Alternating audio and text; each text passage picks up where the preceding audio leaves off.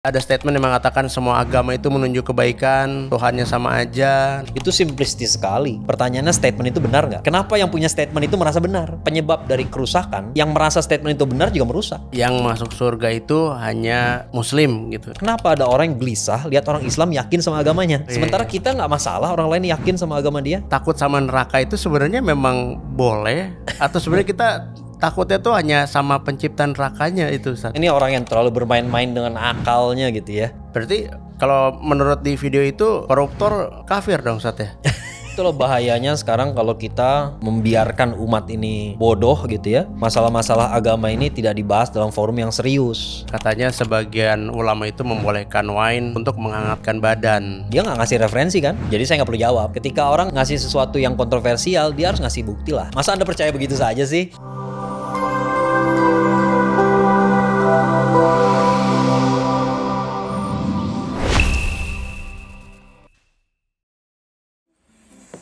Alhamdulillah, capeknya, Masya Allah. Kayaknya gue butuh ada angin nih. Dimana ya? Lin? Ada angin, ada gak? Ada, bentar-bentar. Bentar dong. Siap, terima kasih. Jadi guys, kalau gue ngerasa kecapean tuh gue selalu nyari ini nih, hada angin. Jadi hada angin ini bisa membuat badan kita tuh anget dan plong banget. Kita minum. Yes. Bismillah.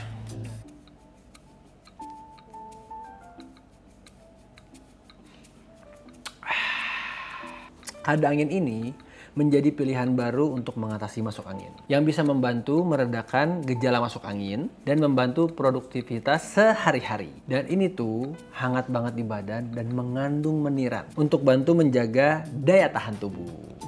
Ini kayaknya gue lihat udah mau habis nih. Wah, kayaknya stoknya udah mulai habis nih. Biasanya tuh gue pasti beli di apotik. Jadi hada angin ini juga bisa beli di e-commerce kesayangan Anda. Atau kalian bisa lihat link di description box. Hada angin mantep, kehangatan baru, hadapi angin, biar buyar angin nih. Assalamualaikum teman-teman The Sungkars and Friends. Akhir-akhir ini lagi ada video yang rame lagi nih. Kayaknya ini cocok kita bikin segmen video reaction kali ya. Karena video yang rame beredar kali ini sepertinya perlu kita mintakan tanggapan juga ya. Yaitu videonya ini di situ ada seseorang yang mengatakan agama itu banyak tapi Tuhan itu cuma satu. Kemudian beliau ini yang juga seorang profesor ini juga meminta kita untuk jangan merasa agama kita paling benar. Nah, kita di sini ada Dr. Akmal Syafril. Assalamualaikum Ustadz. Waalaikumsalam warahmatullahi Selamat datang di podcast The Sungkar and Friends yang kesekian kalinya. Alhamdulillah. Alhamdulillah. Kita mengundang Ustadz Akmal Syafril ini karena kita merasa apa yang rame ini, video yang rame ini adalah bagian dari bentuk pluralisme agama ya gitu. Makanya sepertinya cocok nih dengan riset tesisnya S2-nya Dr. Akmal Syafril ini yang judulnya Studi Komparatif Antara Pluralisme Agama dengan Konsep Hubungan Antar Umat Beragama dalam Pemikiran Hamka. Nah, kemudian tesisnya Ustadz Akmal ini dijadikan buku. Judulnya itu Buya Hamka Antara Kelurusan Akidah dan Pluralisme. Kemudian Ustadz Akmal juga 2007 itu menerima beasiswa ya, Ustadz ya? Ya. Dari program kaderisasi ulama, kerjasama Basnas dan Dewan Dakwah Islam Indonesia. Dan melanjutkan pendidikan pasca sarjananya di jurusan Pendidikan dan Pemikiran Islam Universitas Ibnu Khaldun Bogor. Benar ya Ustadz ya? Kalau ada yang salah langsung dikoreksi aja nih. Takutnya Siap. tim riset kita kurang update gitu kan. Benar ya? Udah benar ya? Oke. Ustadz, ini banyak yang mau dibahas sebenarnya ini ya. Tapi kita mau merespon yang sepertinya sangat perlu direspon, yaitu konsep ketuhanan Ustadz. Ya. Yaitu ada statement yang mengatakan semua agama itu menunjuk kebaikan, kemudian Tuhannya sama aja. Nah itu gimana pandangan Ustadz? Ya, pertama-tama tadi udah disebutkan ya bahwa ini namanya fenomena pluralisme agama. Oke, fix ya. Intinya pluralisme itu adalah menganggap semua agama sama-sama benar, dan karena itu nggak boleh ada yang merasa agamanya paling benar. Ya itu logika yang mereka bawakan gitu ya. Kemudian mereka menganggap bahwa semua agama ini sama-sama benar gitu ya. Tapi kita harus berpikir lebih mendalam lah gitu ya. Kalau dibilang semua agama menuju kepada kebaikan, ya pertama harus kita pahami bahwa kebaikan dalam setiap agama nggak selalu sama. Ya, saya contoh, kalau kadang-kadang biasanya orang yang ngomong kayak begini selalu berargumen, kan di semua agama juga nggak boleh mencuri, nggak boleh korupsi, nggak boleh membunuh. Ya kebetulan poin-poin itu setuju semua. Oke. Ya, enggak juga sebenarnya, nggak semua setuju juga. Karena misalnya kalau kita ngebayangin agama tuh, Anda mungkin ngebayangin agama Islam, Katolik, Protestan, Buddha, Hindu, Konghucu karena kita di Indonesia gitu ya.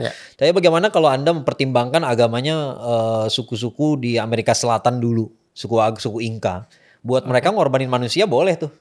Oh. Mau dibilang benar juga. Iya. Jadi kebaikan itu berbeda-beda dalam setiap agama. Ya, mungkin kita ngelihat hal-hal yang menurut kita kayaknya sama-sama benar gitu ya. Nggak boleh mencuri, oh ya setuju semua gitu ya. Tapi bagaimana kalau kita pertimbangkan hal-hal kayak tadi? Oke lah, agama tadi udah punah, udah nggak ada lagi sekarang gitu ya. Saya kasih contoh yang masih ada sampai sekarang gitu ya. Dalam banyak agama ada konsep kerahiban. Ya, rahib itu kan orang yang membaktikan dirinya untuk Tuhan. Artinya dia lebih soleh di agama itu kan, lebih soleh daripada orang kebanyakan gitu ya. Nah, gimana cara jadi rahib? Standarnya adalah nggak boleh menikah. Ya, ternyata dalam berbagai agama, bukan 1-2 agama, tapi banyak agama, untuk menjadi lebih dekat dengan Tuhan, Anda harus tidak menikah. Dalam Islam sengaja tidak menikah justru tidak baik. Bukan sesuatu yang dipandang baik, bahkan Rasulullah SAW mengatakan itu bukan bagian dari umatku. Ya, jadi itu keras sekali kecamannya gitu ya. Kalau ada orang sengaja gitu ya. Bukan hanya itu saja. Dalam kalau kita lihat dalam hadis, ada beberapa sahabat Rasulullah SAW yang bertanya kepada istri beliau gitu ya tentang ibadah harian beliau. Lalu mereka punya kesimpulan, yang satu punya kesimpulan, wah kalau gitu saya nggak mau tidur semalaman, saya mau sholat terus gitu ya. Ada satu lagi bilang saya mau saum tiap hari. Ada satu lagi bilang saya nggak mau nikah seumur hidup. Tiga-tiganya salah oleh Rasulullah SAW. Ya, dinyatakan salah gitu ya. Itu nggak benar ya. Jadi kebaikan itu nggak sesuai standar masing-masing saja. Nggak sesuai suka-suka saja. Jadi kalau mengatakan bahwa semua agama ajarin kebaikan, itu simplistis sekali.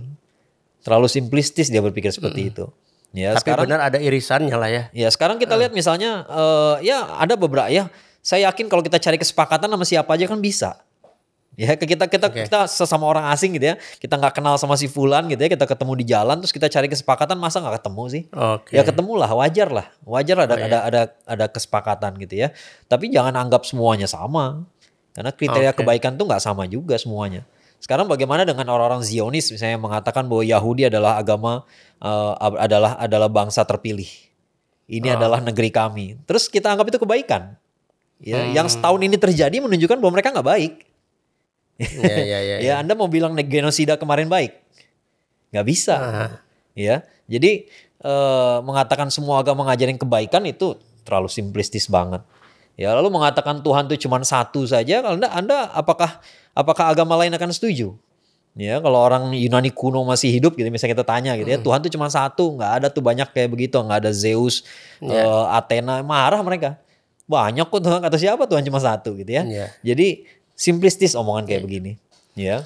Karena saya tuh pernah baca ini Ustadz, satu buku ya penjelasannya, saya lupa ya kalau nggak salah teori pluralismenya John Hick ya. Dia menggambarkan seperti lingkaran itu ya Ustadz. Jadi ada beberapa bentuk ibadah. Alam gitu. Semesta tata surya. Tata surya ya. Analogi dia tata surya. Jadi bahwa tadinya kita berpikir bahwa manusia-manusia itu menyembah Tuhan, itu tata suryanya gitu ya. Jadi pusat tata surya adalah agama, kemudian planet-planet itu adalah kita.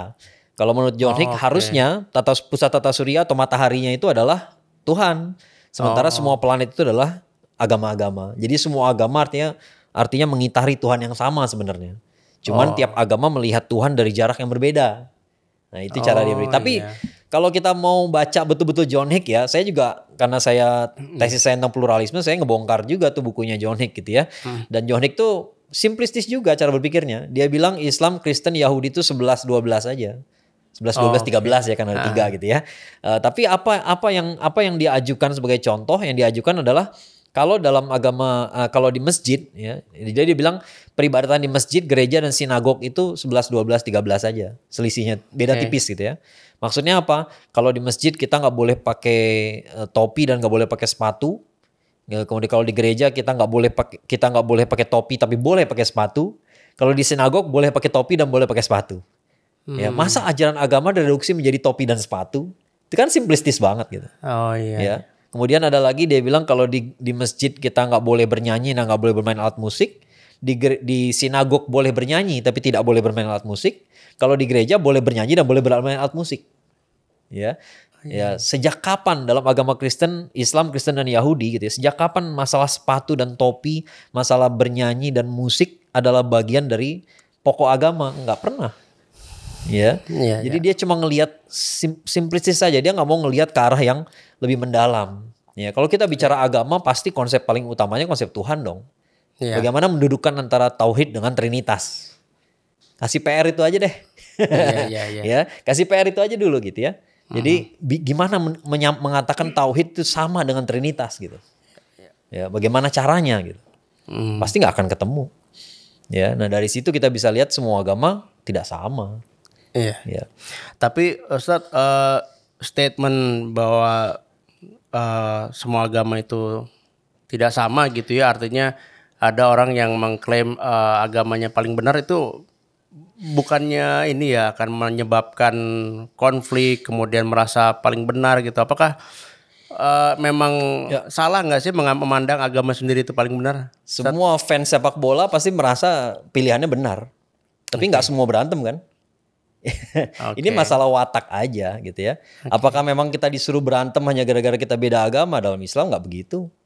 Ya, tidak demikian gitu ya. Nggak berarti kalau kita bertemu orang kafir lalu non muslim lalu kita berkelahi, nggak demikian. Langsung kita katain gitu kafir misalkan Enggak, gitu ya. sama sekali nggak seperti itu. Nggak boleh juga ya. Iya, itu kapan syiarnya?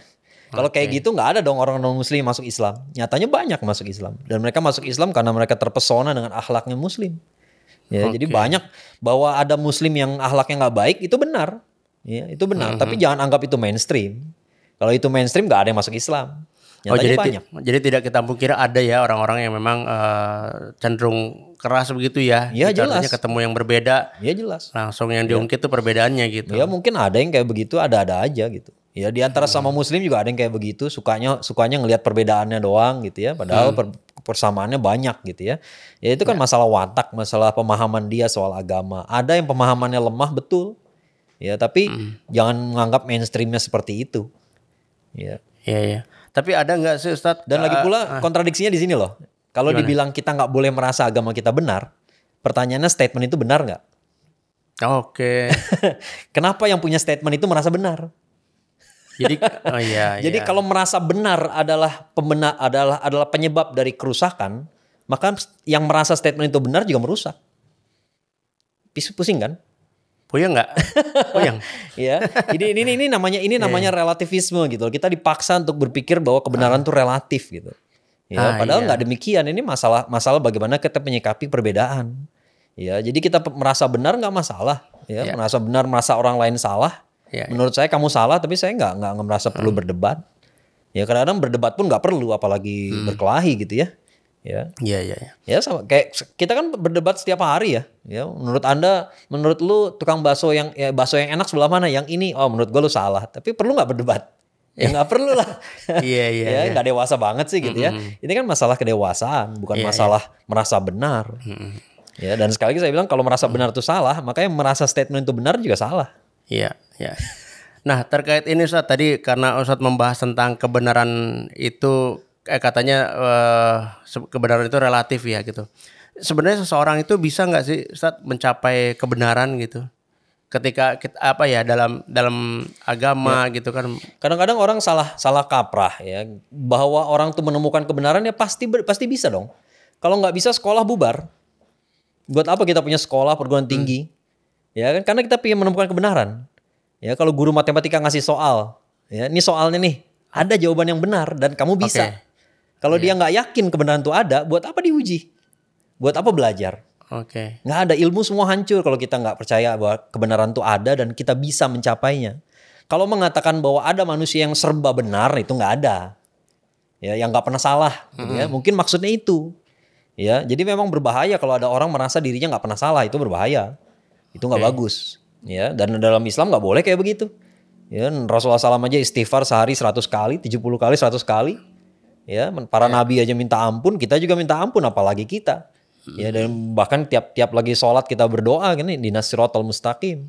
Ya, kita nggak pernah merasa benar terus, tapi bahwa kebenaran itu bisa dicapai ya bisa. Kalau nggak bisa nggak ada ilmu.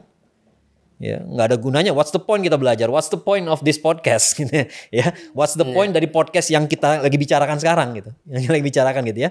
Ya, yang lagi ngomong yang profesor yang ngomong tadi juga dia pasti merasa benar.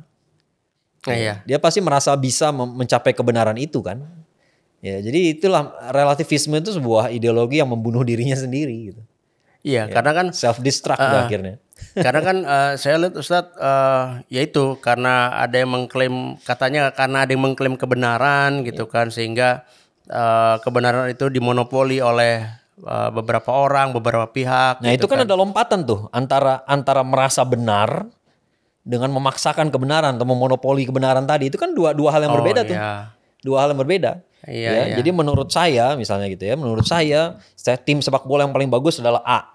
Beda dengan kalau saya jadi raja lalu saya bilang nggak boleh ada yang milih tim sepak bola yang B. Oke, Beda itu dong. masuk memaksakan ya. Iya, itu ada lompatan di situ. Jangan tiba-tiba merasa benar berarti salah. Merasa benar berarti diktator. Enggak dong. Ada langkah ada step by step sebelum jadi seorang diktator atau seorang yang zolim gitu ya. Seorang yang memaksakan pendapatnya itu ada step by stepnya. Enggak tiba-tiba saja orang merasa benar jadi kayak apa? Jadi orang zolim gitu ya, enggak gitu. Iya. Ya karena itulah karena mungkin ya sebagian orang yang memaksakan kebenaran itu sehingga mungkin mereka muak gitu Ustadz dengan orang yang memonopoli kebenaran ini, sehingga mereka menganggap ya udah kebenaran itu relatif aja deh. Karena semua orang bisa mencapai kebenarannya versi masing-masing gitu loh. Iya, tapi tanpa disadari orang yang berpikir begitu pun dia merasa dirinya benar, dan kalau punya kekuasaan dia juga akan memaksakan orang lain setuju sama dia. Iya kan? Oh iya. Akhirnya dipaksakan, pokoknya merasa benar tuh salah. Berarti dia maksa. Oke. Jadi dan ya itulah kontradiksinya gitu. Sayangnya orang-orang ini nggak ngerti kontradiksi. Nggak ngerti bahwa dia sendiri kontradiktif gitu. Iya. Baik, berikutnya nih Ustadz, di statement video itu yang ramai itu kan ada statement surga itu urusan Tuhan, ya kan. Terus kemudian ada yang bertanya juga, bukan ada bertanya, statement itu ada yang mengatakan bahwa masuk surga itu tidak perlu masuk Islam gitu kan. Nah itu gimana Ustadz tanggapannya Ustadz? Ya, pertama surga itu urusan Tuhan, ya betul. Ya jelas lah itu surga itu urusan Tuhan. Tapi kan Allah gitu ya, Allah kan berbicara sama kita. Ya, jadi kalau dibilang siapa yang masuk surga itu terserah Allah, betul. Betul, tapi Allah juga bukan makhluk yang bersikap sesuai moodnya saja. Atau dia bersikap random gitu ya. Jadi Allah tuh punya ketentuan. Ya, sekarang gini aja deh, manusia yang cerdas saja dia nggak bertindak random. Ya. Jadi ketika Allah menghendaki orang masuk surga apa masuk neraka, dia punya kriteria. Oh iya. Ya kan, kalau kita beranggapan bahwa Allah tuh random saja berarti kita merendahkan Allah. Ya, manusia saja random tuh nggak bagus gitu. Ya, manusia yang bagus tuh punya kriteria, punya kaidah dalam bertindak. Ya. Nah, sekarang Allah juga punya kriteria dan kriteria itu disampaikan pada kita. Ya, sekarang bayangin kalau Allah nggak ngasih kriteria, jahat betul Allah. Kalau manusia, Allah punya surga punya neraka, tapi nggak dikasih tahu yang masuk neraka kayak apa, yang masuk surga kayak apa.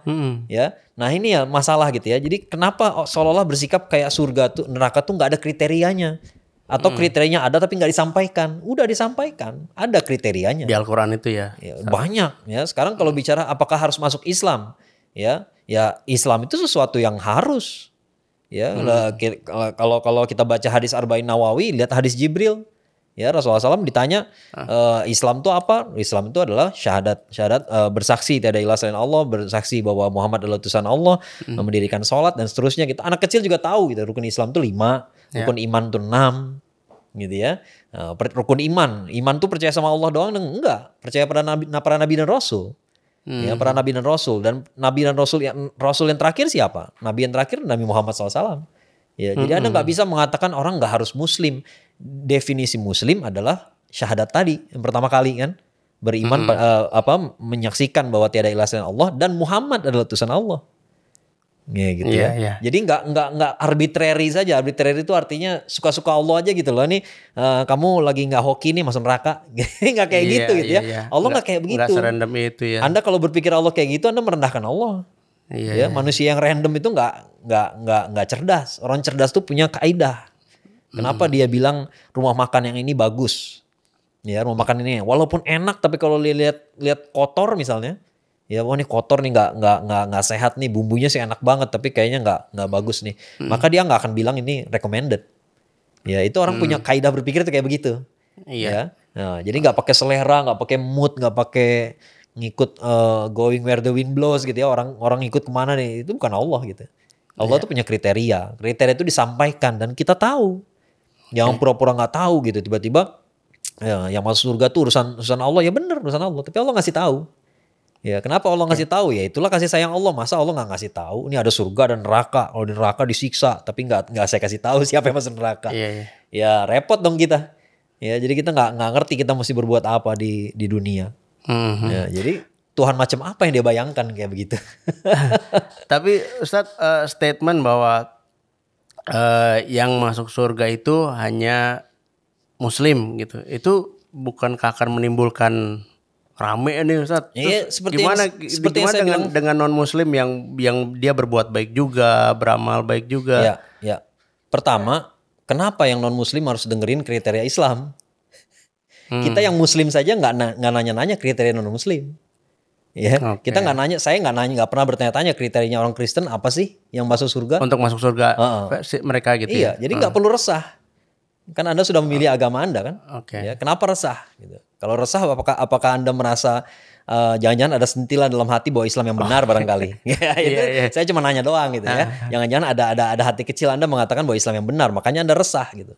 Ya, nah, seperti saya bilang tadi, merasa benar, merasa diri kita benar itu kita nggak perlu gelisah ketika orang lain bilang enggak, menurut saya yang benar, nggak perlu gelisah. Ya, misalnya si Fulan dia bilang menurut saya tim sepak bola terbaik adalah yang ini, kita nggak setuju dan kita nggak perlu merasa resah, ya udahlah, Oke. ya nggak apa-apa gitu. Oke. Jadi ini dari mindsetnya sendiri yang nggak beres gitu. Oke. Berarti kalau dari yang tadi dibicarakan Ustadz, merasa benar itu boleh, tetapi yang tidak boleh adalah memaksakan pemikiran kita bahwa kita tuh paling benar gitu ya. Saya rasa boleh itu masih kurang kuat. Kalau menurut saya bukan merasa benar itu soalnya merasa benar itu pasti. Iya, iya. Semua orang pasti merasa benar. Oke. Dia nggak bakal melakukan sesuatu yang dianggap salah gitu. Iya. Tapi artinya tindakan memaksakan memonopoli itu ya. Jadi nggak realistis menyuruh orang merasa tidak benar itu nggak realistis gitu. Ya, Itu iya. nggak realistis, nggak mungkin gitu. Ya, jadi pembicaraan itu absurd menurut saya gitu ya. Anda harus merasa salah. Masa salah? Ya, orang saya makan ini karena saya merasa ini benar untuk dimakan. Ya, misalnya ada jalan tol nih. Apa perbuatan yang salah di jalan tol? Nyebrang, ya, nyebrang di jalan tol, jalan-jalan, klik gitu ya. Nah, masa sih orang masa sih orang tiba-tiba udah tahu itu salah dia kerjain gitu? Enggak lah. Ya, saya ingat banget dulu waktu saya SMA ya, saya baca bukunya Dale Carnegie. Dia mengatakan bahwa orang tuh nggak melakukan sesuatu yang dianggap salah. Jadi sebelum dia berbuat kesalahan, dia akan cari pembenaran dulu. Oke. Jadi nggak ada orang berbuat sesuatu yang dianggap salah, dia akan cari pembenaran dulu. Ketika sebelum dia mencuri, dia akan bilang daripada gua ngebunuh. Nah, contohnya itu ya, logika daripada itu pembenaran tuh.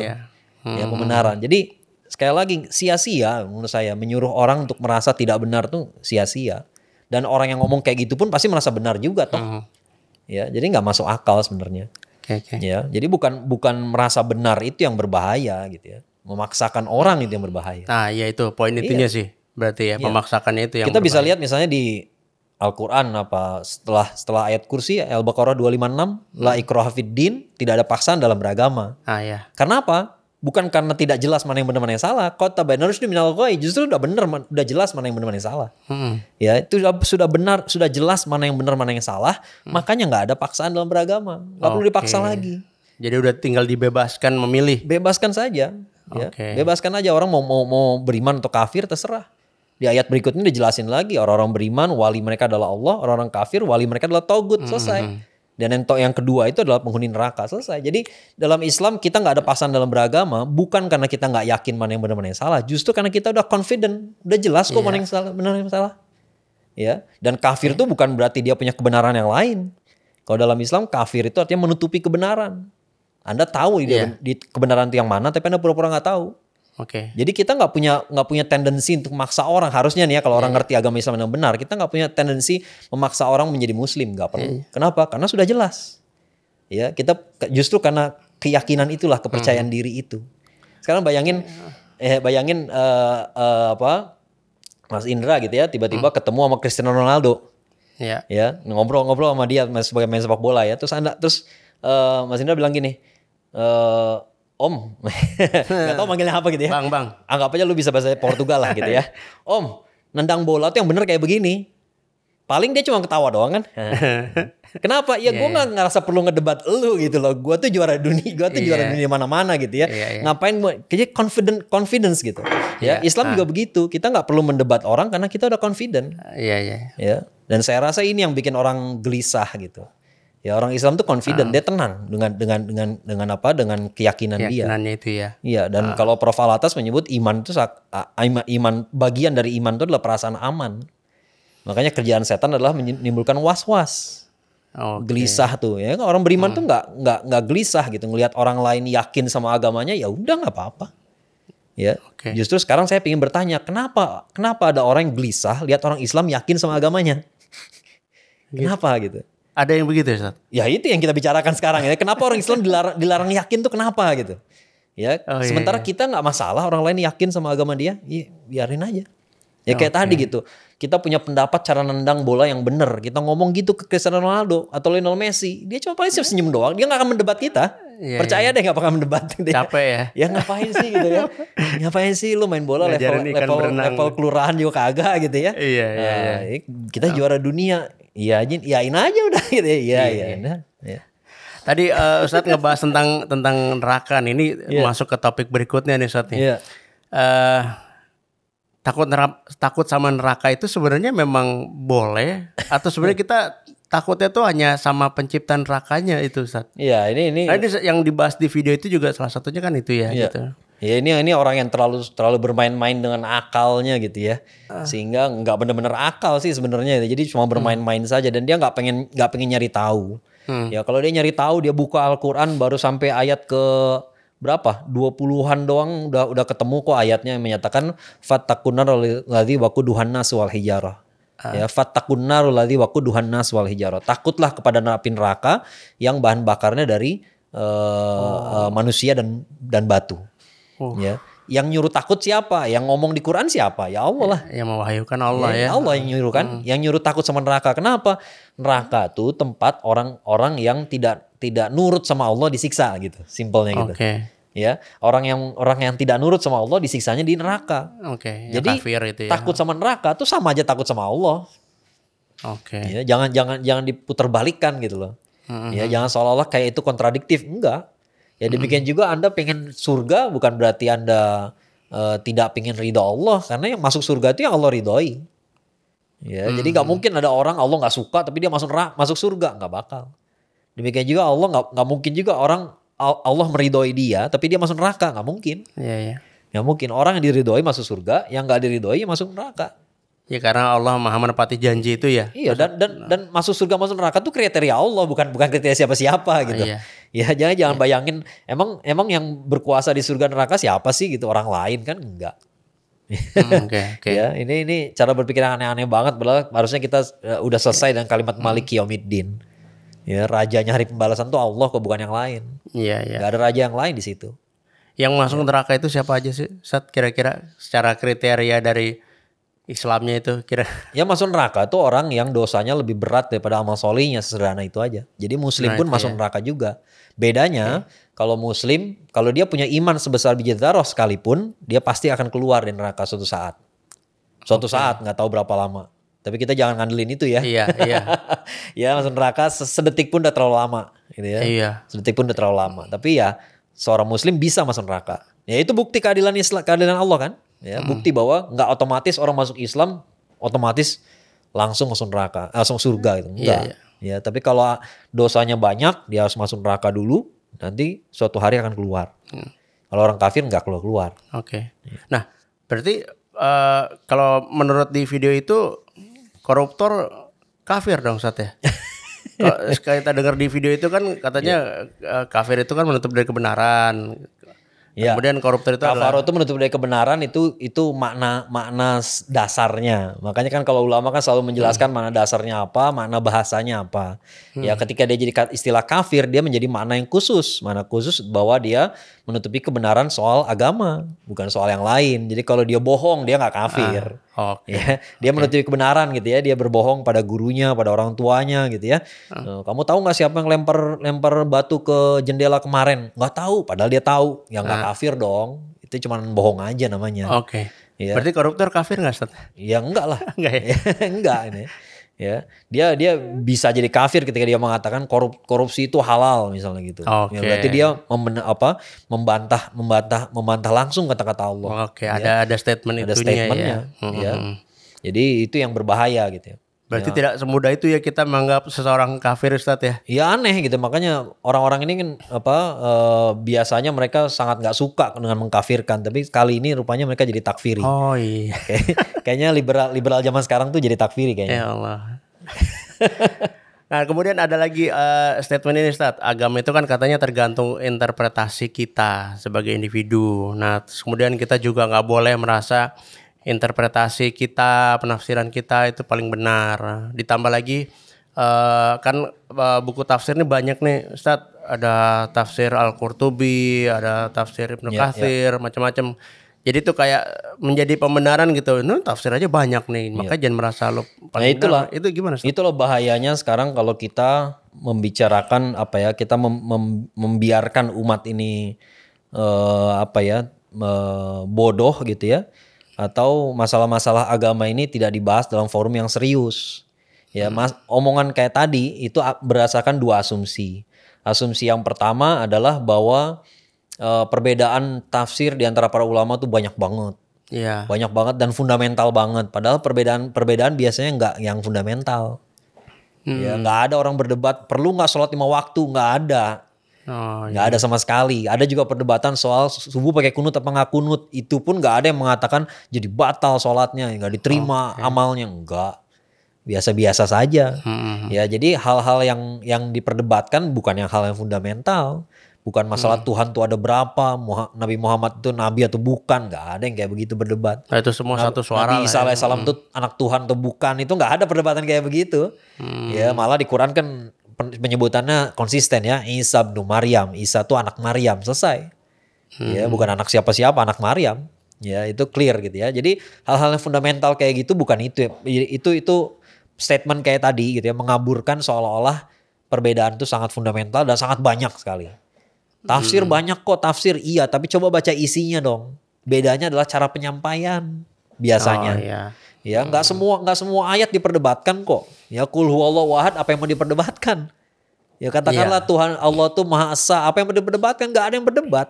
Cuman mungkin ada yang menjelaskan tuh dengan panjang lebar ya, karena dia merasa saya punya nih argumen yang bisa menyentuh hati orang gitu ya. Ya, bisa lebih panjang bahas itu ya, bisa, nggak masalah.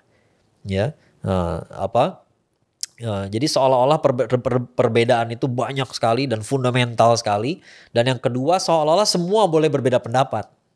Ya kan tadi dibilang interpretasi masing-masing. Sekarang saya tanya, di bidang ilmu mana di mana semua orang boleh berpendapat? Ya, boleh nggak semua orang berpendapat dalam dunia kedokteran? Kacau.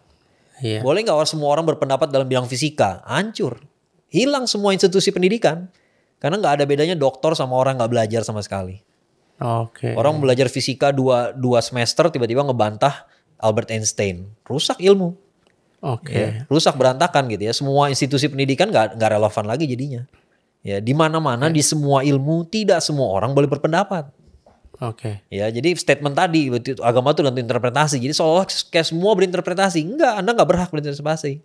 Ya, misalnya nih ada Quran dan ada Sunnah, ada Quran dan Sunnah. Islam tuh berdasarkan Al-Quran dan As-Sunnah. Pegangan dua kan itu kan. Tapi Al-Quran, untuk memahami Al-Quran ada ulumul Quran. Untuk memahami hadis ada ulumul hadis. ada ilmunya berarti ada ahlinya. Berarti yang belum belajar ilmunya nggak bisa berpendapat. Ya nggak boleh tiba-tiba ada tafsir akmal, saya pun akan menentang gitu ya. Oke. Jadi teman-teman kalau ada tafsir akmal itu pasti bukan saya yang nulis gitu ya. Iya, Kenapa? Karena saya nggak menguasai ulumul Quran, nggak menguasai ulumul hadis ya, bukan masternya di bidang itu gitu. Ya kalau orang nggak menguasai ulumul Quran, bagaimana mungkin dia jadi mufasir Quran? Sama kayak orang nggak belajar kedokteran tiba-tiba jadi dokter. Anda mau nggak jadi pasiennya? Ya berani nggak kayak gitu? Gambling kan? Nggak mungkin dalam semua bidang ilmu nggak semua orang boleh berpendapat.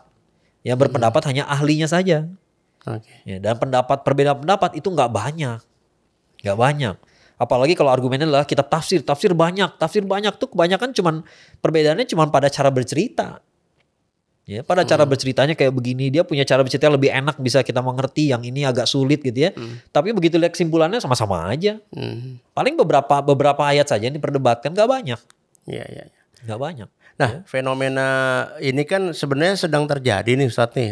Bagaimana ketika seseorang itu seringkali, bukan seseorang ya, ada banyak orang berbicara tidak pada kapasitasnya gitu. Ketika ada isu ini dia bicara, ada isu ini orang yang sama itu bicara lagi gitu kan. Ya itu bisa kita pilah gitu. Tapi ternyata ada juga yang memang dia punya kapabilitas di situ bicara, tapi ternyata bagaimana kita bisa melihat itu menyimpang atau enggak itu Ustaz? Jadi dia bicara tentang suatu hal yang memang spesialisasinya di situ gitu kan. Bagaimana kita bisa menilai ini sesuai apa enggak gitu yang ya pertama orang dapat otoritas ya, atau orang tuh disebut otoritatif gitu disebut otoritatif kan pasti karena dia punya track record. Ya dia belajar di mana, dia belajar apa gitu ya. Makanya saya pun kalau diminta ngisi kajian misalnya disuruh bahas fikih sholat Ustaz, nggak mau saya. Saya bilang saya kalau ngajarin anak saya sholat bisa insya Allah bisa, tapi untuk fikih sholat ya harus benar-benar yang basicnya itulah, basicnya belajar fikih. Ya jangan saya, ya kalau saya ngajarin sholat versi saya saja, saya nggak perlu tahu. Kalau Anda belajar fikih, Anda harus bisa ngejelasin di mana ikhtilafnya, di mana perbedaan pendapatnya, fadilahnya apa. Tapi kalau cuma ngajarin anak saya doang, ya saya bisa ngajarin versi saya aja, dan itu nggak salah gitu, ya. Nah jadi namanya otoritas itu pertama kali kita bisa lihat track recordnya, dia belajar sama siapa, belajar apa, bidang apa. Itu yang penting sekali. Ya nggak bisa semua orang berbicara lalu kita nggak tahu backgroundnya apa, itu yang merusak. Ya apalagi kadang-kadang sekarang di zaman media sosial bahkan nama aslinya pun nggak tahu.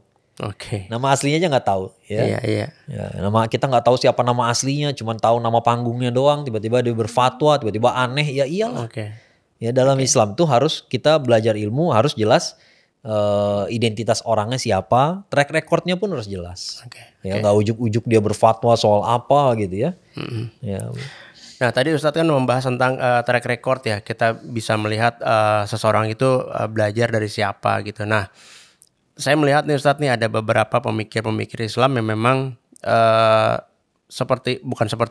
udah banyak yang mengkhususkan diri belajar Islam itu di negara Barat, Ustadz gitu.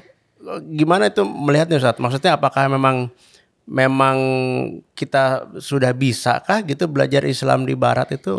Ada benefitnya atau kekurangannya? Gimana Ustadz melihatnya? Kalau saya ngelihatnya blunder ya.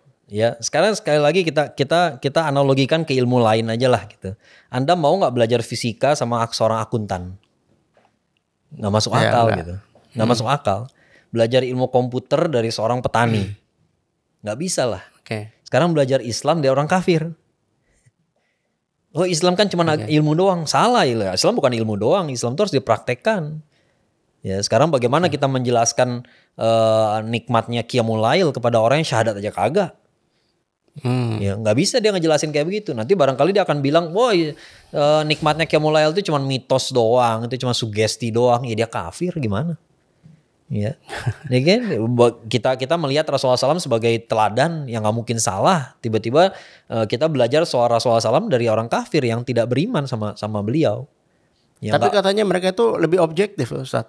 Argumentasinya gitu. Itu pernah kami bantah. Ya. Jadi kami pernah ngisi di UI dulu. Oke. Ya UI dulu sebelum saya kuliah di UI bahkan itu ya. Itu dulu waktu saya udah lulus S2 tapi belum S3.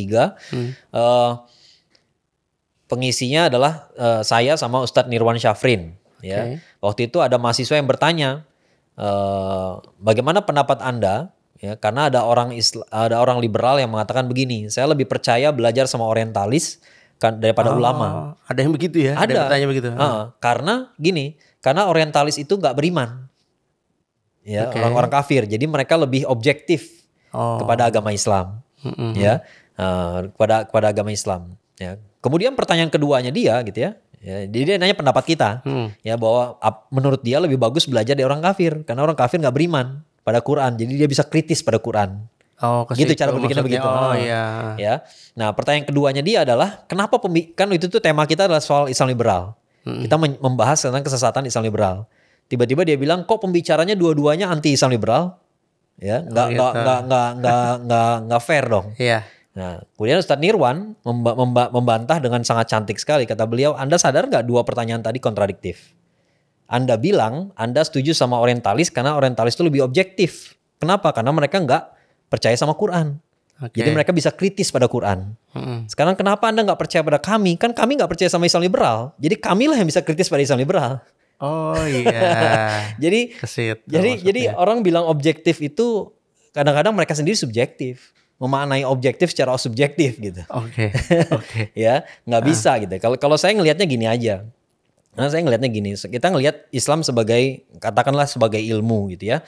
Siapa sih yang lebih ngerti ilmu? Yang praktekannya dong. Oke. Ya kan, makanya dalam Islam ada kaidah ilmu harus amaliyah, amal harus ilmiah. Ilmu diamalkan, amal berdasarkan ilmu. Ya, ilmu doang nggak diamalkan, ya itu dimurkai sama Allah. Ya, Allah nggak suka main kayak begitu. Udah tahu tapi diem-diem aja, nggak dikerjain gitu ya. Atau dia ngerjain sesuatu tapi nggak ada ilmunya, berantakan, kacau. Ya, jadi kekacauan yang terjadi gitu, yang rusak, adabnya rusak, segala macam rusak. Dia kira dia benar gitu. Ya, nah itu kan nggak benar gitu kan. Ya, jadi antara ilmu sama amal tuh berkaitan. Sekarang bagaimana kita belajar dari orang yang nggak pernah mengamalkan? Itu kan sama aja kayak kita belajar fisika dari seorang akuntan. Sehari-harinya dia nggak bahas fisika kok. Tiba-tiba kita nanya rumus fisika ke dia. Terus kita terima lagi fatwanya. Kan lucu gitu. Mungkin dia bisa bilang saya pengamat dari jauh. Saya pengamat fisika gitu ya. Menurut saya setelah saya amati kayaknya bom nuklir tuh aman-aman aja kok. Terus dipraktekin meledak deh, hancur semua. Berarti belajar Islam dari barat ya, dari barat itu orientalis ya itu.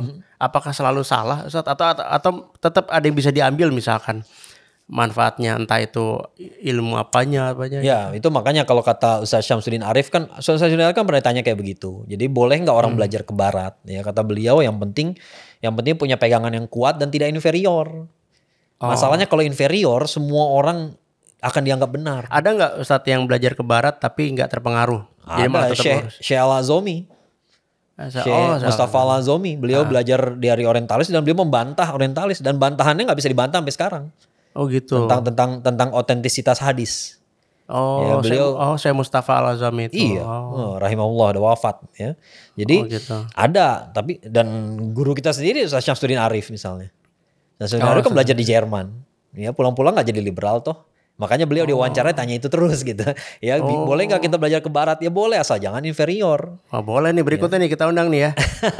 makanya kan kaidah Islamisasi ilmu pengetahuan dari Prof. Alatas kan adalah ilmu tuh nggak perlu dihancurin semua, tapi dihapuskan semua yang berbau-bau, yang semua yang membawa nilai-nilai sekuler. Itu yang dihancurkan. Cuman masalahnya ini kan untuk orang yang betul-betul udah ahli. Ya, dia udah ahli betul karena dia bisa ngelihat mana yang benar, mana yang salah, ya. Nah, kalau anak kita masih baru belajar agama Islam baru kemarin gitu ya, atau kuliah S1 tiba-tiba belajar Islamic Studies tapi kepada dosen-dosen yang non muslim, itu sih sama aja ngelempar anak ke jurang. Iya. Ya, itu resikonya jauh lebih besar, ya. Kecil sekali kemungkinannya bakal bener gitu ya. Nah, pertanyaan saya itu tadi terkait sebenarnya tapi kalau belajar yang lain gak masalah. Ya, karena belajar fisika, kedokteran, belajar pertanian sama orang kafir, kekafiran mereka nggak merusak ilmunya. Ini murni cuma masalah belajar Islam, Islam dari orang kafir. Apa tujuannya? Oke, Kenapa? noted di situ ya, Sat ya. Highlightsnya di Iya. situ ya. Artinya kita belajar ilmu lain, ilmu dunia, fisika, Iya, matematika, bebas. bisnis segala macam Iya. itu nggak masalah ya kemanapun.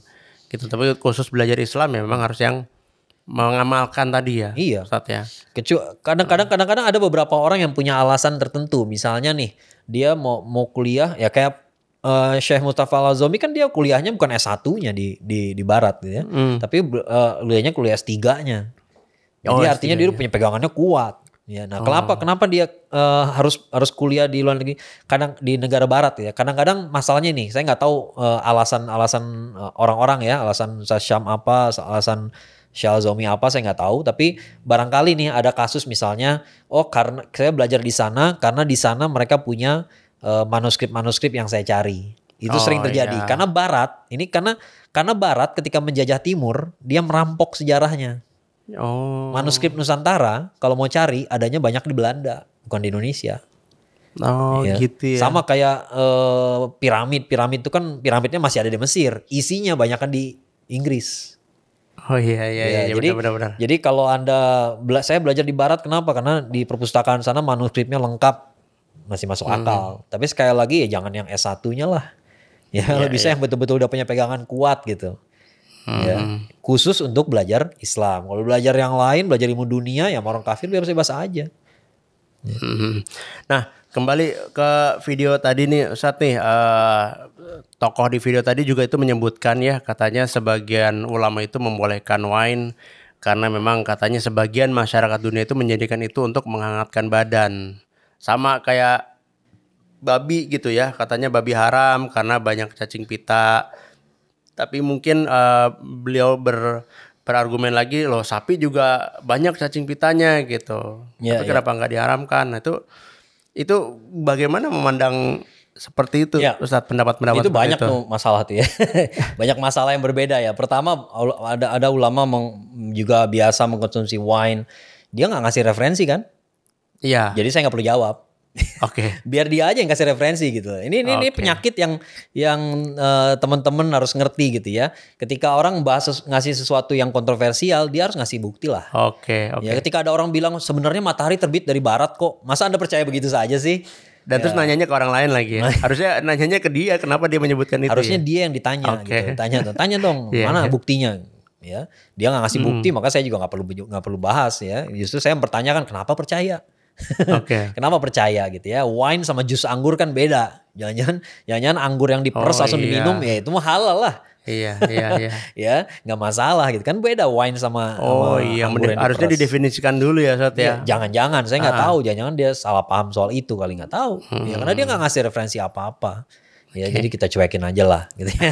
Ya, kemudian apalagi karena itu bisa menghangatkan badan. Ya ini juga saya pernah ngomentarin seorang tokoh Islam liberal gitu ya, yang bilang bahkan dia bilang vodka tuh halal To the point ya. ya karena untuk menghangatkan badan.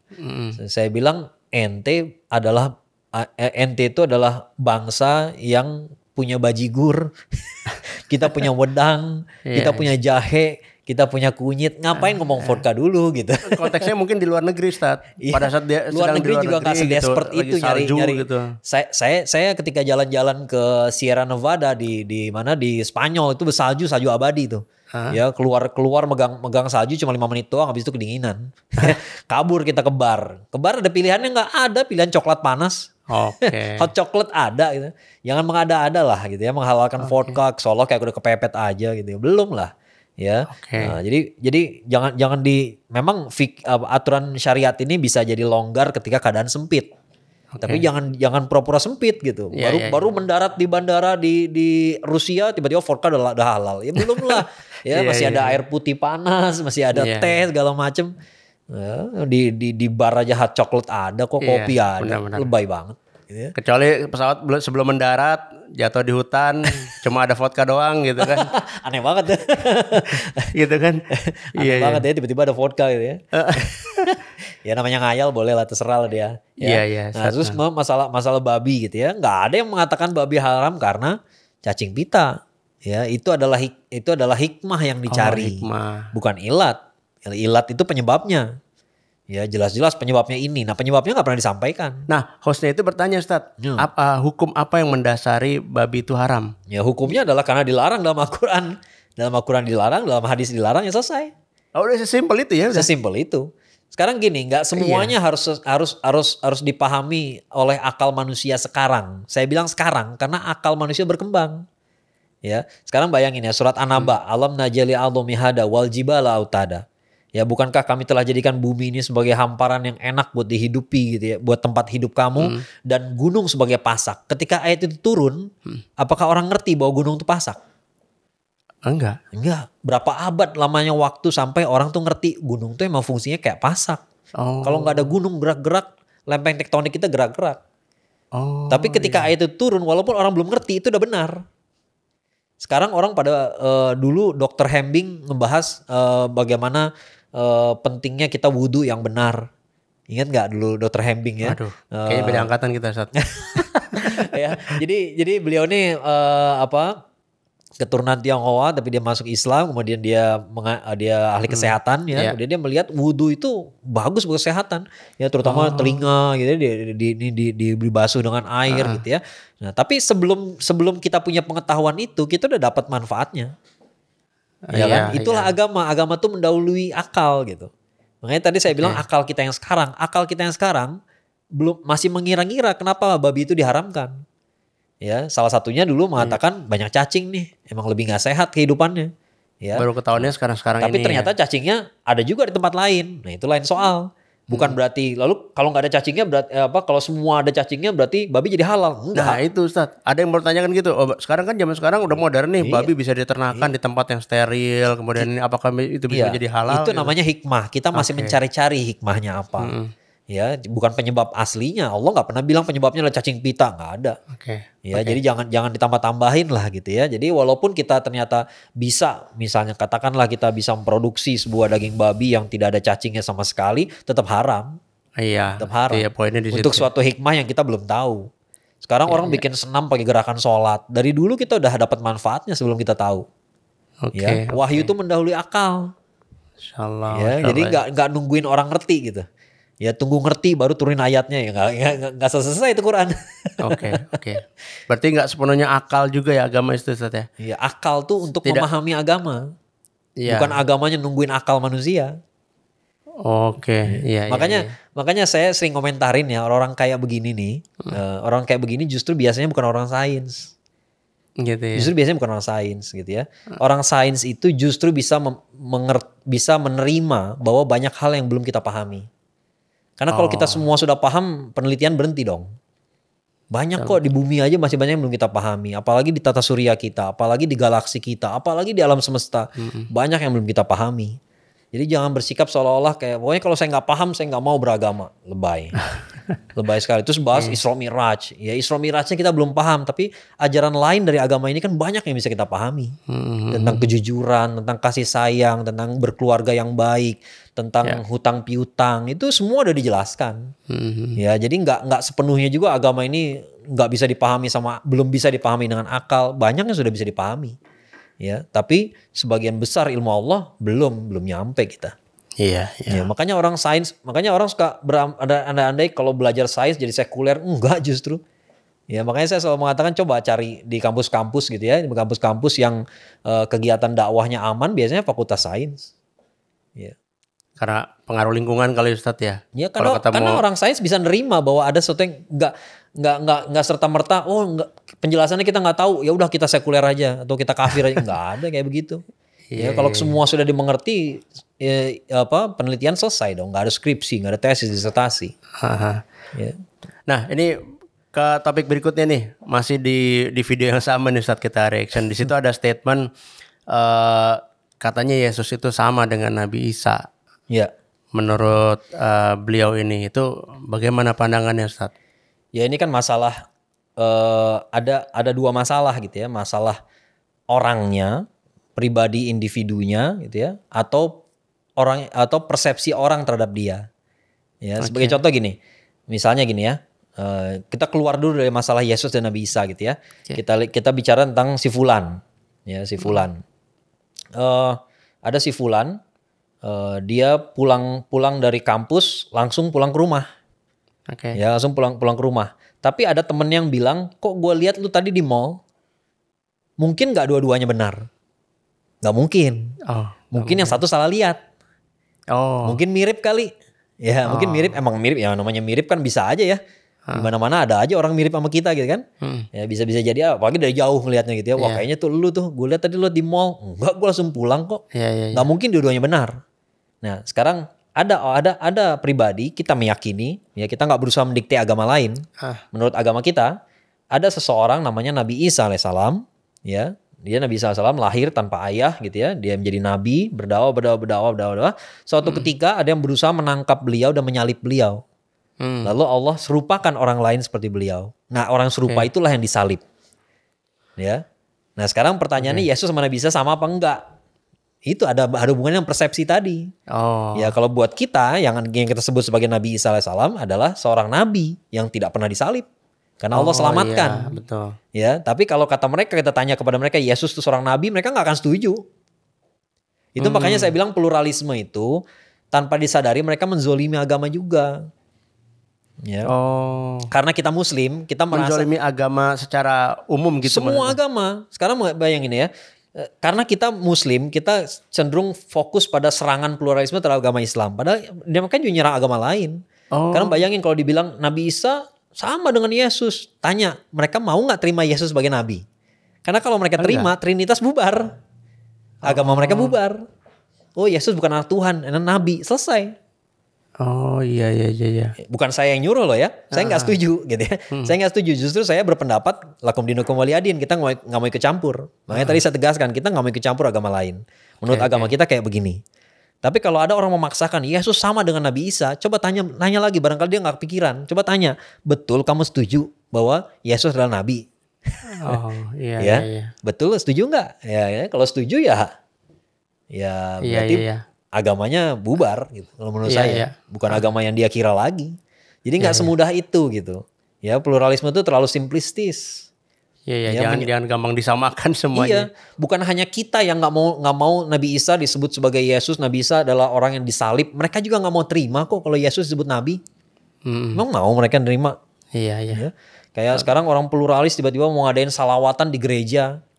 Ya, jemaah gereja kalau dia ngerti salawatan dia nggak akan setuju salawat. Oh gitu ya Ustaz. Iyalah. Salawat itu ngapain? Memintakan keselamatan buat Nabi Muhammad SAW. Nabi Muhammad SAW. Sekarang pertanyaannya jemaah gereja setuju nggak bahwa dia adalah Nabi? Kalau setuju berarti kepercayaan dia salah. Oke. Ya mereka setuju karena mereka nggak berpikir jauh aja. Iya. Nggak berpikir mendalam. Ya oke aja gitu. Oh ini toleransi.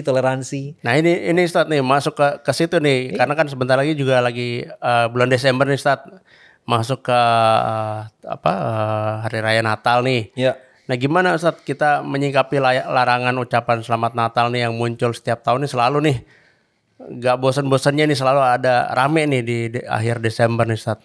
Ya. Terakhir saya dengar MUI sudah mengeluarkan fatwa juga ya, melarang ucapan Selamat Natal. Jadi bukan hanya melarang menghadiri perayaan Natal. Itu yang kita pahami tuh masih dulu fatwanya melarang menghadiri. Fatwa itu bukan hukum. Fatwa itu adalah penjelasan. Penjelasan muncul kalau ditanya. Makanya nggak ada fatwa hukumnya korupsi. Kenapa? Karena nggak ada yang nanya. Semua orang tahu itu haram. Oh iya. Ya. Nah, ketika terjadi syubhat, masyarakat bingung. Umat bingung lalu mereka bertanya, boleh nggak seorang muslim menghadiri perayaan Natal? Maka dulu di zaman ketua MUI adalah Buya Hamka keluarlah fatwa haram menghadiri perayaan Natal. Menghadiri perayaan Natal. Iya. Pertanyaannya itu soalnya. Oh pada saat itu. Nggak ada yang pertanyaan soal mengucapkan Selamat Natal. Nah sekarang muncul pertanyaan seperti itu maka dijawab lagi. Ya cuman saya belum dapat datanya persis ini fatwa tahun berapa, nomor berapa, Allah misawab. Ya tapi setahu saya udah ada informasi bahwa fatwanya udah ada. Ya. Oke. Nah jadi kalau saya ngelihatnya begini, jangan kita terus-terusan nyerang umat Islam terus lah. Ya kenapa sih umat Islam nggak mau ucapin Selamat Natal? Jangan. Coba kita tanya balik, kenapa sih Anda perlu ucapan dari kami? Oh, kami juga nggak pernah minta taqabbalallahu minna wa minkum siyamana wa siyamakum ketika Idul Fitri kok. Ya Idul Fitri ucapannya mohon maaf lahir dan batin itu ucapan netral. Kapan aja boleh, nggak perlu lebaran dan nggak merusak agama orang. Ya, boleh nggak saya minta maaf ke orang kafir non muslim? Boleh-boleh aja kan? Oke. Ya, jadi ketika non muslim bilang mohon maaf lahir batin, buat saya itu nggak ganggu agama dia, nggak ganggu agama saya. Oke. Ya, jadi kalau saya salah sama teman saya non muslim, saya memang harus minta maaf, nggak salah. Oke. Ya, cuma masalahnya ketika ucapan selamat Natal ada nilai-nilai di situ. Oke. Ya, sama kayak mereka juga nggak akan bilang taqabbalallahu minna wa minkum ya, siyamana wa siyamakum, nggak bakal lah. Nah, bentuk ini Ustadz biar lebih konkret nih Ustadz penjelasannya, bentuk toleransi yang masih bisa kita lakukan ya di hari Natal ini apa Ustadz? Yang masih boleh lah kita lakukan gitu. Yang namanya Kan kalau fatwa ucapan selamat Natal ya sudah difatwakan haram oleh MUI, kemudian menghadiri juga sama gitu. toleransi itu artinya apa sih? Toleransi itu artinya kemampuan untuk menerima saja. Oke. Jadi Anda nggak perlu berbuat apa-apa. Toleransi itu nggak berbuat apa-apa. Ya, kayak sering dengar nggak kalau orang Barat tuh punya penyakit, bukan penyakit ya, kelainan yang namanya lactose intolerant. Jadi dia tuh nggak kuat minum susu, Oh iya. nggak bisa minum susu, dia alerginya muncul gitu ya. Ada sesuatu yang terjadi, biasanya orang white Caucasian, emang orang Indonesia nggak ada yang kayak begitu, jarang sekali gitu ya, nggak ada setahu saya gitu ya. Kita nggak punya masalah itu, tapi intoleran di situ artinya badan dia nggak bisa nerima. Oh. Kalau itu yang namanya intoleran, berarti kita disebutnya toleran. Toleran itu cuma nerima doang.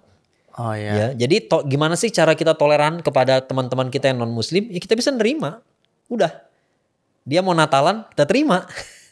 Oh silakan aja Silakan, gitu. ya. Ah. Ya, bukan berarti kita harus berpartisipasi, kita harus datang ke gerejanya, kita harus ikut beribadah dia, kita harus ngucapin, itu partisipasi, bukan toleransi. Toleransi itu hanya nerima saja. Oke, Ya, memastikan mereka mendapatkan haknya ya udah. Yang memastikan dapat haknya itu negara, bukan Oh, warga negara. sipil. Ya, saya sebagai tetangga dia hanya membiarkan saja. Ya udah, Oh. silakan. Ya, silakan mau pergi ke gereja besok tanggal 25 Desember, silakan, nggak masalah. Saya nggak bakal protes apa-apa. Oke. Ya, kita Jadi nggak untuk memastikan keamanannya segala macam itu tugas negara tugas ya. negara dong. Ya, Iya, masa tugas sipil gitu ya, nggak mungkin lah. Ya kan Nanti- sebagian ada yang pengen ikut ngejagain gitu Ustadz. Itu gimana itu? ya itu lagi butuh tambahan pemasukan aja kali. Gitu ya. Baik. Itu pentingnya kita bisa mencari nafkah dengan halal gitu. Iya. Biar nggak ngais-ngais dari sana sini gitu. Iya. Ya, Benar-benar. tapi Ustadz. sekali lagi namanya toleransi itu hanya menerima saja, membiarkan saja, bukan berpartisipasi. Kita nggak butuh berpartisipasi. Dan saya balikin pertanyaannya. Ya, saya balikin pertanyaannya. Ketika orang mengharapkan sesuatu, ya dari kita, ya, ketika orang merayakan hari ibadahnya sendiri gitu ya, hari rayanya sendiri. Kemudian dia mengharapkan kita, dan kita kalau nggak berbuat itu lalu kita dianggap jelek, apakah bukan berarti dia yang intoleran pada kita? Oh, karena ada harapan imbalannya itu ya. Iya. Kita nggak mengharapkan sesuatu dari dia, sekarang malah dia yang mengharapkan daripada kita. Ya, tapi ini semua cuman khayalan. Kenapa saya bilang khayalan? Karena saya punya teman banyak non Muslim, nggak ada satupun yang minta saya ngucapin selamat Natal, nggak ada. Dan saya tiap tahun nggak pernah ngucapin selamat Natal, nggak pernah saya dimusuhin sama mereka. Jadi itu cuma khayalan doang, terus terang aja. Ya ini makanya pengen bertanya juga nih Khayalan Ustadz. seolah demi toleransi supaya NKRI terjaga dengan baik, Iya. mari kita ngucapin sama Natal. Nggak ada teman saya yang Kristen bilang kayak begitu, nggak ada. Ini juga saya ingin bertanya Ustadz, dengan pandangan Ustadz Akmal seperti ini, ada nggak teman non Muslim yang memutuskan udah gue nggak mau temenan lagi sama? Nggak ada. Nggak ada. Malah seperti biasa ya, Biasa main aja basket gitu ya. bareng atau? Ya, biasa aja kayak kita main basket aja, kita kemudian ya ini makanya nih khayalan saja, seolah-olah merasa benar berarti bikin kerusuhan, Iya. melakukan kekerasan. Kemudian kalau kita nggak berpartisipasi dalam hari raya orang lain, berarti kita akan dimusuhi. Enggak ada, mereka nggak musuhi kita, kok biasa-biasa aja. Ya. Sekarang coba pertanyaan dibalik, makanya saya bilang coba kita pertanyaan dibalik gitu ya. Kenapa Anda membutuhkan ucapan selamat Natal dari kami? Pasti mereka protes juga. Kami nggak pernah bilang butuh kok. Nah, Oke. ya, jadi yang bikin rusuh ini orang-orang liberal. Kerusuhan itu cuma mereka hayal-hayalkan saja. Kalau nggak dikasih ucapan, nanti berarti nggak toleran, nanti nggak ada kerukunan, nanti berantem, bulah kemana-mana hayalannya. Padahal kita nggak orang Hindu nggak dikasih ucapan selamat Nyepi, biasa-biasa aja. Orang Buddha nggak dikasih ucapan selamat Waisak, lempeng-lempeng aja. Dan teman-teman saya yang Kristen, Katolik nggak ada yang minta ucapan selamat Natal. Mm-mm. 43 tahun saya hidup nggak ada pertanyaan seperti itu. Nggak ada. Dan nggak ada yang nanya ke saya, Mal kenapa lu nggak ngasih ucapan? Nggak ada. Dari mereka ya, Iya, non muslim nggak ada yang nanya. Iya, Kenapa lu nggak ngucapin kemarin pas gue lagi nggak ada. Nggak ada. 43 tahun kita hidup gitu, nggak ada. Iya. Tetangga saya hari ini orang Hindu. Tetangga saya orang Hindu. Ya nggak ada sama sekali kita ngomongin soal masalah kayak begitu-begitu, nggak ada. Oke. Tetangga baik-baik aja, lepeng aja. Jadi khayalan soal toleransi dan intoleransi kerukunan ini harus diberhenti lah, harus apa ya, harus dihentikan lah ya. Ini menghayalnya kejauhan gitu. Iya. Ya, atau barangkali ya mereka menghayal kayak begitu ya barangkali demi proyek aja barangkali. Gitu ya. Ada proyek gitu ya. Ada proyek ya, pokoknya lu harus bilang NKRI dalam bahaya. Gitu ya, ada yang begitu ya Ustaz ya. Iya, bisa jadi ya. Apalagi penjelasannya gitu karena kasusnya nggak ada gitu. Kasusnya nggak ada. Nah, terakhir nih Ustaz, di video itu kan yang dimintakan narasumber adalah seorang profesor nih Ustaz nih. Profesor Islamic Studies nih ya. Jadi pengen bertanya juga nih Ustaz, kenapa banyak gelar profesor atau cendekiawan itu diberikan kepada mereka ini tuh? Ya, yang Apa ngasih gelar kriterianya begitu. Dia mau ngasih gelar profesor, ngasih gelar doktor kepada orang yang mengatakan semua agama benar tanpa diuji. gitu. Coba kalau diuji statementnya, kelar. Ya. Mana buktinya semua agama benar? Saya tanya, udah belajar berapa agama? Oke. Ya udah belajar berapa agama? Belajar banyak agama apa katanya. betul? Ya kan katanya. Masa katanya bisa diterima kalau kayak gitu ujian sidang tertutup saya cepet deh kayak gitu. Iya. Ya, capek-capek saya sidang tertutup 3 jam ngapain? Nah, kan tiap ditanya saya bilang saya udah baca, saya udah tahu, kan gampang jawaban kayak gitu. Kan nggak begitu dong. Harus bisa nunjukin ini loh, bukti semua agama benar. Ya Tuhannya sama, cuma beda nama doang. Jelas-jelas nggak sama, konsepnya jauh berbeda. Konsepnya sangat berbeda sekali. Tuhan versi Trinitas sama versi Tauhidullah ya lain banget lah. Lain sekali. Iya. Ya. Jadi itu ya teman-teman The Sungkars and Friends, kita udah ngobrol tadi panjang dengan Ustadz Akmal, Dr. Akmal Syafril. Salah satu beberapa yang bisa saya simpulkan adalah pentingnya kita mencari sumber untuk ilmu yang punya kapabilitas, punya otoritas untuk berbicara tentang sesuatu hal. Nah, mudah-mudahan ini bisa menjawab teman-teman yang resah dengan video yang rame ini nih, gitu kan. Terima kasih Ustadz Akmal sudah hadir kembali. Semoga tidak bosan ya kalau kita undang lagi ke sini. Insyaallah. Alhamdulillah. Terima kasih The Sungkars and Friends. Kita akhiri dengan wassalamualaikum warahmatullahi wabarakatuh. Waalaikumsalam warahmatullahi